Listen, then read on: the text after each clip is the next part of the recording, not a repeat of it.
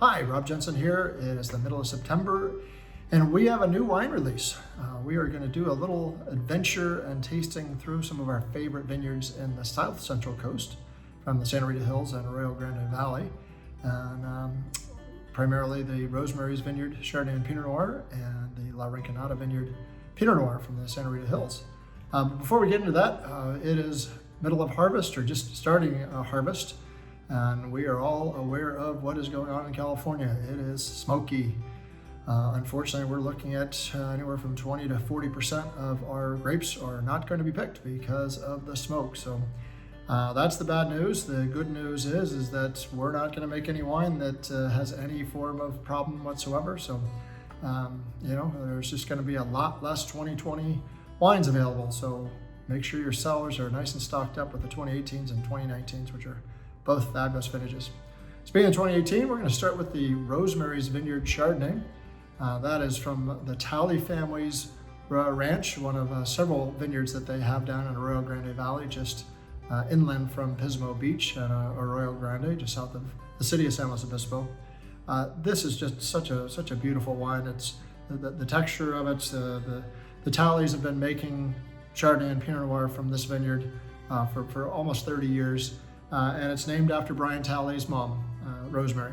The vineyard actually wraps around her home, right out in the middle of Talley Farm. So it's a very, very personal vineyard for the Talley family and has been a favorite of ours long before we were able to even get the grapes. Many of you may know the story, but some of you might not. We have been big fans and wine club members of Talley, where our Rincon and our Rosemary's wines come from, for literally 25, 30 years.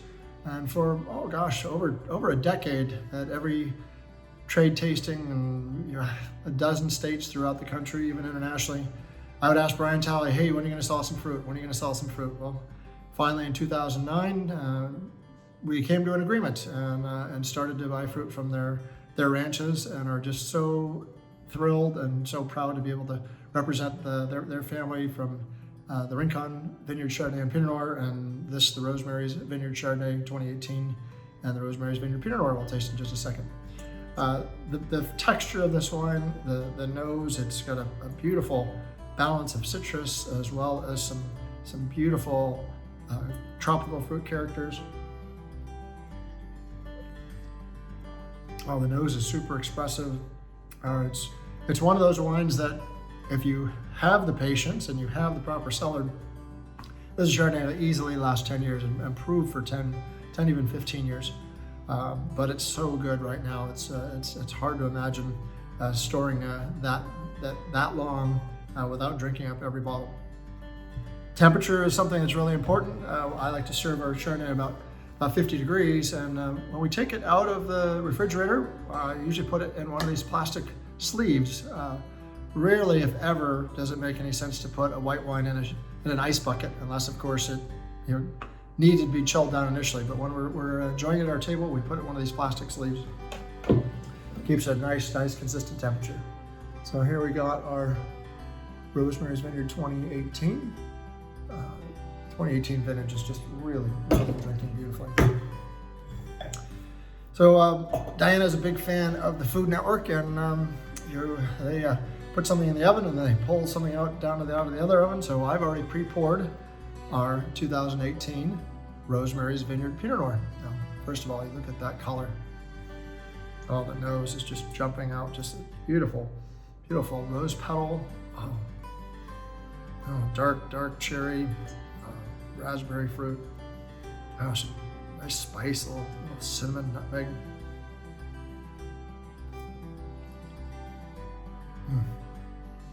And then, of course, the telltale texture of Bill Rousseau, of how he makes our Pinot Noir, that it just feels so silky on the palate. And for 2018, that's just a brand new release. Boy, this is ready to drink right now.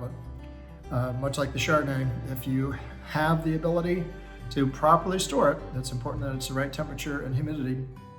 Boy, you'll be rewarded very, very generously. 2, 3, 5 years of cellar time in that. So there's the Rosemary's 2018 And again, just one of our favorite wines, not only because it tastes so good, but because Brian and Janine are such neat people.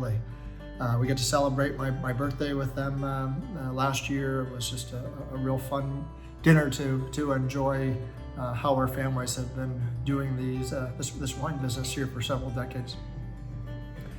We're now going to venture a little bit farther south into the Santa Rita Hills.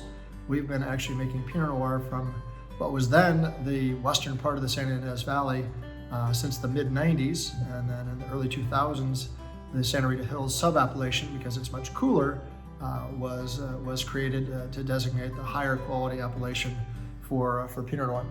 So the La Rinconada vineyard here is sister vineyard is the Sanford and Benedict vineyard. It's actually a funny little story that many of you have seen the movie Sideways from, I think it was 2004. Well, the vineyard that is directly behind the Sanford Winery tasting room, most people assume is the Sanford and Benedict vineyard. However, it is not. It's the La Rinconada vineyard. So those are both vineyards owned by the Terlato family that also own the Sanford wine brand. And Bill Rousseau is his classmates and very close friends with the winemaker from Sanford, as well as the vineyard manager there. So Bill has that special end where we get the special blocks and the extra special treatment. So here's almost 25 years of making Santa Rita Hills Pinot Noir.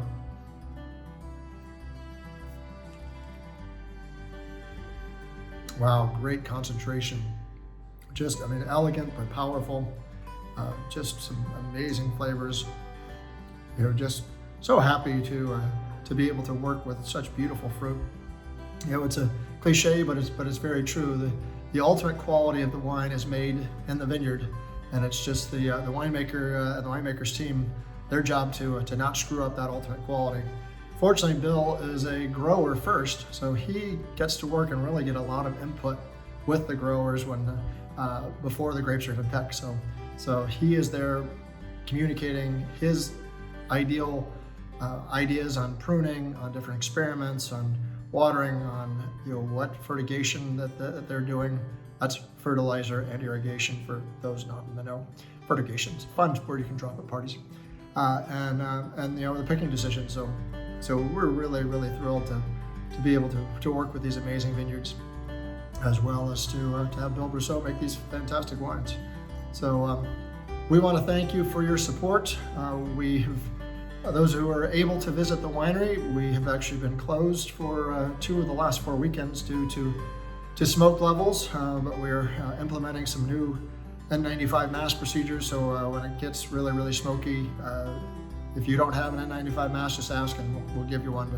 But overall, it's been working out pretty good at the tasting patio, the wine bar, and for those of you who are JRS members, we have reopened the JRS Terrace and its new sibling, the JRS Patio. So we have twice the seating that we can accommodate just on the terrace alone. So thank you to your family, to your health. Boy, we just have 3.5 more months to get out of this 2020. Stay safe. Thank you.